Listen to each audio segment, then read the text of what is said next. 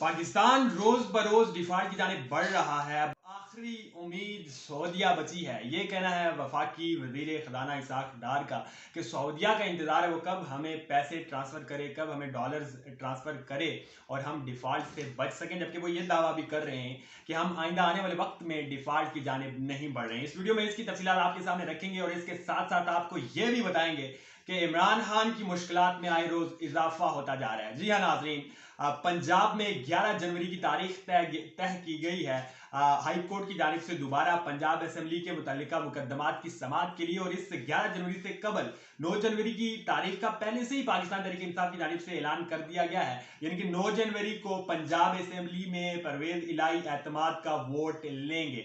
उसके लिए इमरान खान को इस वक्त सख्त मुश्किल का सामना है। ये तफसीलात भी आपके सामने रखेंगे और इसके साथ साथ आपको ये भी बताएंगे कि हाल ही में मुंतखब होने वाली सिर्फ वजीर आजम साबिक वजीर आजम पाकिस्तान नवाज शरीफ की बेटी होने की वजह से मुंतखब होने वाली चीफ ऑर्गेनाइजर मुस्लिम लीग नवाज मरियम नवाज इस वक्त किस जगह के दौरे पे हैं, ये तमाम तफसीलात आपके सामने रखेंगे। नाज़रीन, आज के रोज वफाकी वजीर दाखिला राना सनाउल्लाह की जानिब से एक अहम प्रेस कॉन्फ्रेंस की गई जिसमें बाकायदा तौर पर उन्होंने कहा कि हम टीटीपी के साथ यानी कि शिद्दत पसंद तहरीक तालिबान पाकिस्तान के साथ मुज़ाकरात चाहते हैं और हम इस सिलसिले में इस ज़मन में कुछ नरमियां पैदा करने की कोशिश कर रहे हैं। जबकि इसके साथ साथ उन्होंने इस बात का भी इज़हार किया है कि चीफ ऑफ आर्मी स्टाफ इस मामले पे राय रखते हैं कि इस टीटीपी के खिलाफ कार्रवाई की जानी चाहिए। मार्च के साथ इस वक्त चूंकि जिस तरह से टीटीपी कार्रवाइयां कर रही है, हाल ही में यानी कि 2 दिन कबल उन्होंने खुफिया एजेंसी के 2 टारगेटेड बहुत हाई ऑफिशियल्स पे हमला करके उन्हें शहीद किया। इवन आज के रोज खुफिया एजेंसी के सरबराह बजाते खुद उन शहदा की नमाज जनाजा में शरीक हुए। सो उसके बाद टीटीपी की जानिब से तो ये बड़ा खुला और वाज़ेह पैगाम है। जब से ही पाकिस्तान में तहरीक तालिबान पाकिस्तान की जानिब से जंगबंदी के खात्मे का ऐलान किया गया है, हम देखते हैं आए रोज कार्रवाइयां हो रही हैं। और ठीक उस वक्त में जब मैशियत पूरी तरह से गिर रही है, ठीक उस वक्त में खुफिया एजेंसी के बहुत अहम किरदारों को टारगेटेड करके उन्हें शहीद किया जाना यकीनी तौर पर एक बहुत बड़ा सवालिया निशान है। और शायद इसी वजह से चीफ ऑफ आर्मी स्टाफ का ये मानना है कि टीटीपी को लेकर उनके साथ तगड़े हाथों से निपटा जाना चाहिए, उनके खिलाफ कार्रवाइयां की जानी चाहिए। बहरहाल वफाकी वज़ीर दाखिला ने ये कह दिया है कि हम चाहते हैं कि उन्हें मुज़ाकरात के मेज़ पर लाया जाए, उनके साथ जो है मुज़ाकरात करके तमाम तर चीज़ों से निपटा जा सके।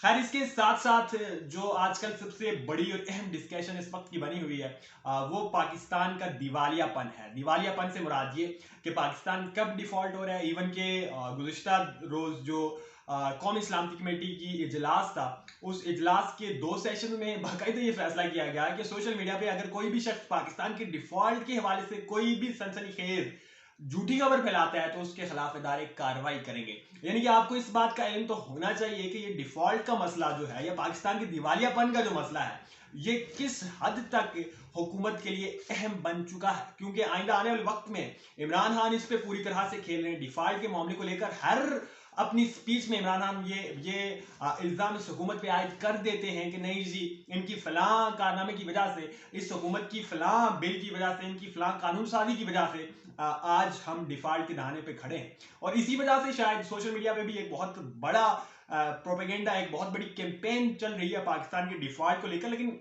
वो हकायक के मुनाफी नहीं है, वो हकायक के बिल्कुल ताबे है, हकायक के मुताबिक है। आज भी अगर आप रिजर्व्स देखें, पाकिस्तान के ज़खायर देखें, तो पाकिस्तान इस वक्त $5 अरब से भी कम सतह पे खड़ा है। और उसमें से भी आइंदा आने वाले दिनों में कुछ 1 अरब के लगभग दुबई के एक बैंक को आपने कर्जा देना है जिसके पास आपके पास कुछ $4.5 अरब डॉलर मादद के साथ के करीब ज़खायर बाकी बच जाएंगे। यानी कि आप $4.5 अरब जब आपके पास ज़खायर हैं, उनमें से भी कुछ 3.5 बल्कि आप ये पूरे 4 समझ लीजिए, ये आपके दोस्त ममालिक के चाइना और उसके साथ साथ सऊदी अरब के ऐसे डॉलर्स पड़े हुए हैं जिन्हें आप इस्तेमाल नहीं कर सकते। सो टेक्निकली आप डिफॉल्ट तो कर चुके हैं, लेकिन जाहिर है आप हुकूमत की तरफ से कदगन है। इसाक डार की जानिब से भी बरमला ये कह दिया गया और कौमी सलामती की जानिब से भी ये फैसला किया गया कि आपने पाकिस्तान को डिफॉल्ट के बारे में कोई बात नहीं करनी, लिहाजा हम भी इस पे कोई बात नहीं करेंगे। हम सिर्फ आपको हकायक बताएंगे और हकायक जो हैं वो आपके सामने हैं। खैर, आज के रोज एक बहुत लंबी चौड़ी वजीर खजाना इसहाक डार की जानिब से ब्रीफिंग दी गई, प्रेस ब्रीफिंग दी गई, और उसमें हम भी मौजूद थे। गो कि हमें सवाल पूछने का मौका तो नहीं दिया गया, लेकिन उन्होंने जो अहम बातें की उनमें से जो सबसे ज्यादा उन्होंने टारगेट किया, हमेशा की तरह पाकिस्तान तहरीक इंसाफ को किया गया, क्योंकि कल के रोज गुज़िश्ता कल पीटीआई की जानिब से एक वाइट शीट पेश की गई थी मैशियत को लेकर के हमारे दौर में और ये जो पीडीएम का दौर है इसमें किस हद तक कितने फर्क हैं, कितने डिफरेंसेस हैं जीडीपी को लेकर, इकोनॉमी को लेकर, इंपोर्ट्स को लेकर, एक्सपोर्ट्स को लेकर, यानी कि जितनी भी इकोनॉमी में जितनी भी चीजें सुमाई हुई हैं उस रिपोर्ट में वो तमाम तर का कंपैरिजन मौजूद था। उस चार्जशीट को टैकल करने के लिए आज के रोज पूरे कोई 7 के करीब गुजरान ने प्रेस कॉन्फ्रेंस की और उस प्रेस ब्रीफिंग में पहले तो एक आध घंटे तक वो तमाम तर हमें बताया जाता रहा कि ठीक है जी ये फिगर्स ऐसे हैं और पीटीआई ने ऐसे बता रखे हैं, जबकि हकायक में कुछ और हैं। खैर, जो अहम बाद में जो क्वेश्चनिंग हो रही थी उसमें वफाकी वजीर खजाना इसहाक डार ने भरमला तौर पर इजहार किया कि नहीं जी हम डिफॉल्ट की जानिब नहीं बढ़ रहे। 30 जून की डेट बहुत टेम है, 30 जून के बाद कुछ अच्छे फैसले, कुछ अच्छी खबरें आपको सुनने को मिलेंगी। और इसके साथ साथ उन्होंने ये भी बताया कि आइंदा आने वाले वक्त में जो सऊदी अरब के साथ हमारे रिजर्व्स को लेकर मामला थे, जो डॉलर्स की अदायगियों को लेकर मामला थे, वो भी रीशेड्यूल होने जा रहे हैं। 30 जून की जो उन्होंने डेट बताई है, इसे देखकर ये तो इस वक्त तक साफ जाहिर हो रहा है कि हुकूमत जल्द इंतखाबात की तरफ नहीं बढ़ने वाली। एक चीज तो ये वाज़ेह है, लेकिन जो दूसरा अहम सवाल है वो ये है कि अगर आपको सऊदी अरब पैसे नहीं देता, अगर आपको सऊदी अरब डॉलर्स ट्रांसफर नहीं करता, जबकि दूसरी तरफ चाइना के साथ भी आपके मामलात कुछ अच्छे नहीं है डॉलर्स के तनाजर में, जाहिर है आपके तमाम जितने भी दोस्त ममालिक हैं वो इसी इंतजार में हैं कि कब आपके आईएमएफ के साथ प्रोग्राम रीशेड्यूल हो और उसके बाद कुछ जो थोड़े बहुत फंड्स आपको ट्रांसफर किए जाने हैं उस जानिब बढ़ा जाए। सो ऐसे वक्त में इसहाक डार का यह ख्याल कि सऊदी अरब उन्हें पैसे देगा, जबकि सऊदी अरब की एक स्टेटमेंट में मौजूद है कि जैसे कि मादी की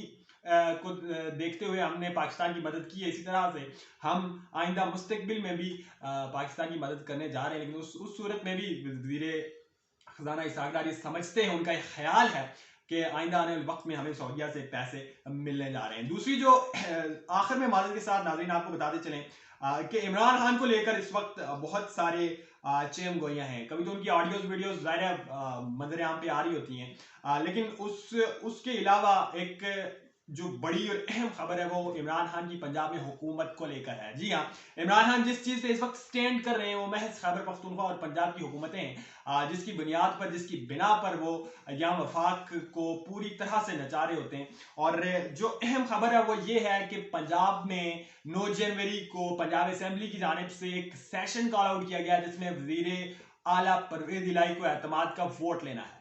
अब थोड़ा सा मैं आपको बैकग्राउंड बता देता हूँ। चूंकि वजीर आला पंजाब अदम एतमाद के वोट लेने से कबल उन पे एक गवर्नर की जानिब से भी उन्हें खत लिखकर इस बात से आगाह किया गया था कि इस वक्त आपके पास एतमाद का वोट आवान का नहीं है। सो इस वजह से गवर्नर की कॉल पे, गवर्नर की नोटिफिकेशन पे आपको एतमाद का वोट लेना चाहिए। फिर उस पर एक बहुत बड़ी आईनी बहरान पैदा हुआ, आपने देखा इवन के वहां पे लाहौर हाईकोर्ट को, पंजाब हाईकोर्ट को उसमें इंटरफेयर करना पड़ा। और उसके बाद पंजाब हाईकोर्ट ने 11 जनवरी तक का वक्त दिया था कि 11 जनवरी तक परवेज इलाही इस चार्ज को बरकरार रखें। वो असेंबलियां तहलील करने के अलावा बाकी किसी भी किस्म के इकदाम, किसी भी किस्म के इख्तियार को इस्तेमाल कर सकते हैं, सिर्फ उन्हें असेंबलियां तहलील करने का इख्तियार नहीं होगा। फिर हमने देखा कुछ एक पूरे 3-4 रोज तक बहुत ज्यादा इस बारे में बात होती रही, बहुत ज्यादा पंजाब की सियासत का दर्जा गर्म रहा, बहुत सारी कोशिशें की गई, इवन के मार्क्स के साथ पीपल्स पार्टी की जानिब से बहुत अहम मुलाकातें की गई जिनमें ये जाहिर किया जा रहा था कि आइंदा आने वाले वक्त में अगर वज़ीर आला एतमाद की वोट की तरफ बढ़ते भी हैं तो उनके पास मतलूबा तादाद ही नहीं होगी। इस मामले को लेकर इस वक्त माजिद के साथ खबर सामने आ रही है कि तहरीक इंसाफ 186 वोट हासिल करने में मुश्किलात का सामना है तहरीक इंसाफ को। और इमरान खान को आगाह कर दिया गया है कि 3 अरकान की पार्टी पॉलिसी के खिलाफ जाने का खदशा है, जबकि मखसूस नशिस्त पर मुंतखब जहरा नकवी पहले ही परवेज इलाही को वोट देने से इनकार कर चुकी हैं। और इसके साथ साथ इस वक्त 187 वोट्स का दावा कर रही है पाकिस्तान तहरीक इंसाफ, जबकि जो 3 के करीब उनके अपने अराकीन हैं वो तो परवेज इलाही को वोट देने से रहे हैं। सो अब मामला ये, अब सवाल ये है कि कुछ ही दिन बाकी हैं, कुछ 4 मेरे ख्याल से आज 4 या 3-4 रोज बाकी हैं।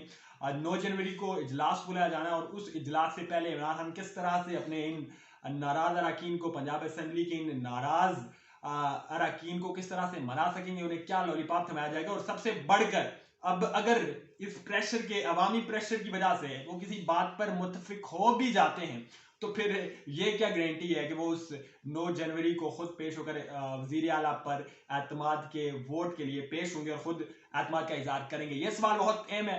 आइंदा आने वाले वक्त डेफिनेटली पाकिस्तान के तनाज़र में, पाकिस्तान की सियासत के तनाज़र में बहुत ज़्यादा अहम होने जा रहे हैं। इंशाल्लाह मज़ीद आने वाले वक्त में भी इसी तरह की अपडेट के साथ आपकी खिदमत में हाजिर होते रहेंगे। इजाज़त दीजिए। अल्लाह निगहबान।